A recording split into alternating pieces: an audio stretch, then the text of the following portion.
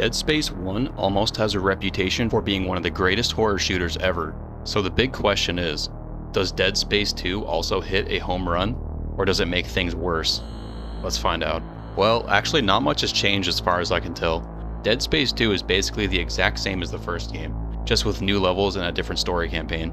All of the same mechanics, controls, graphics, it's all there, it's all the same. It largely plays the same too, though the story is pretty vague and hard to follow. Admittedly, I forgot most of the first game's story, but it never seemed to be the strongest point of the series.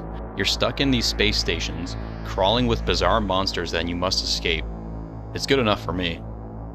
But in Dead Space 2, you start off in a straitjacket, clambering just to get your basic gear and health. This is a nice touch, and it was an immersive start to suck you in. Your character talks now. As in the previous game, he was just a silent protagonist. I have no opinion either way, as most of the dialogue that happens is such a blurred mess of radio static and mental patient mumbling through delusions and stuff, it wasn't that big of a deal. There are some moments where your protagonist has some interesting things to say, but it's always just a side note more than anything. Where Dead Space 2 excels is by far in the atmosphere and environmental storytelling. The game is definitely up there in terms of nailing the sci-fi horror atmosphere. The monsters are very creepy and interesting, that it's always exciting to discover more of them. And this game does have quite a lot of enemy variety, and many of them are pretty damn shocking. Trying to describe them would be a disservice, so you just have to look at it and see for yourself. A lot of them have different attacks and strategies, such as some shoot projectiles across the screen, which slow you down. Some of them even shoot little babies that explode. Some of them deliberately play hide and seek, and you watch them poke their heads out from around the corners, devising a plan on how to ambush you. Admittedly, these guys are pretty annoying, and can soon wear out their welcome, as whenever they rush you, they knock you into this animation where you crawl around on the floor 10 seconds, and it turns into this obnoxious cat and mouse chase that frequently pops up in the story. Another type of enemy are these stupid stationary explosive bugs that more often than not surprise you by sticking to the roof or wall that you can never see, and as soon as you turn a corner, you just explode and lose half your health. And there's barely any way to see them half the time, and it's more obnoxious than engaging. So while the game has a great and interesting variety of enemies, encountering some of them over and over can be pretty tedious and obnoxious. As you're going through the game, you will make your way through space station after space station of metallic linear cage rooms where it will spawn a bunch of enemies running towards you. And usually to progress, you have to find some object to interact with, or some puzzle to solve, or some physics thing to do. But really, the chapters do feel very samey. There's not much variety in the actual locations you visit. Much of the game does feel like the same generic space corridor you've been through 100 times already. In fact, at one point I was beginning to feel deja vu, only to discover the chapter I was on was literally called Deja Vu, because it was just a series of revisited areas from the first game.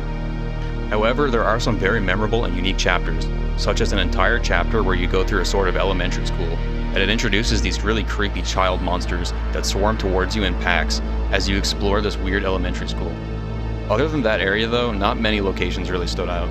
Sometimes you have these zero gravity sections where you float around in space and are tasked to complete various objectives to progress, and I really don't like any of these sections. They felt more annoying than fun. You float around with this camera zoomed so far up your ass you can barely see anything. It's super dizzy, the controls suck, you have to go around and do these physics puzzles, picking up these thrusters and attaching them to objects and then shoot them to move them around, and the whole thing is just nauseating and super tedious and boring. There's random stuff being shot at you, knocking you all around, the camera is bad, just screw these sections. Sometimes the indoor puzzles are way too ambiguous and tedious as well, such as one part where you are crawling back and forth between crawl spaces, needing to pull power objects out of walls. You stare at a diagram on the floor and put the power back in the right order. Not very thrilling stuff. Things like this happen frequently in between gunfights. Another thing that I thought was disappointing and not rewarding is basically the entire upgrade system and the weapon arsenal. You come across these stores in the game, and the first time I found one of these I was so overwhelmed. I think it's because when I bought the game it gave me all the DLC, but from the get-go I had like 30 different weapons available, and some of them were free. Some of them cost money, but were slight variations of the same gun. I didn't understand any of it. I think the DLC inclusions ruined the entire upgrade experience. None of it made sense. You end up unlocking schematics for new guns and stuff, but none of the guns were appealing, and I didn't find myself excited to buy them and try them out. When you have a DLC for a game, and then at the beginning of the game it just gives you all the most powerful stuff, like what were they thinking? And so mostly for the whole game I just used the default plasma cutter pistol. fully upgraded it, and then used some sort of plasma rifle and did the same. I don't think the way they handled weapons is particularly enjoyable. Like, you should be able to find temporary versions of these guns in the environment to try out first, and then once you understand what they are, you can purchase them. But no, the guns are just hobbled together bizarre pieces of scrap metal, and you're never sure what the hell they do until you buy them and equip them and try them out. There's so many of them, and none of them even seem worth using. Not to mention the entire store interface is crappy, and you can't even see what the weapons look like before buying them. It's just such a disappointment. The combat and mechanics are largely the same as the first game. Basically, I try to shoot off the legs of any monster first, as it reduces their mobility and their threat, and then I finish them off when they're on the ground. The gore system and physics is pretty fun, and going around collecting items and ammo and health feels rewarding at times too.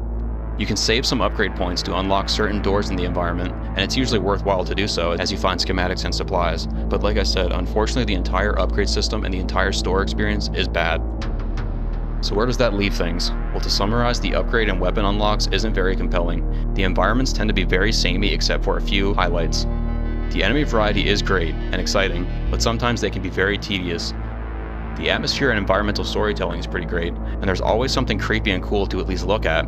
Some of the cutscenes and moments are pretty enjoyable, such as the infamous eyeball scene and the exploding baby in the nursery, but overall it carries a lot of downfalls for me personally.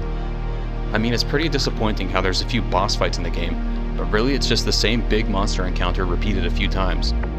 Also, the game goes a little bit too heavy on the quick time event cutscenes, and some of the interactive cutscenes are a bit too Michael Bay explosive.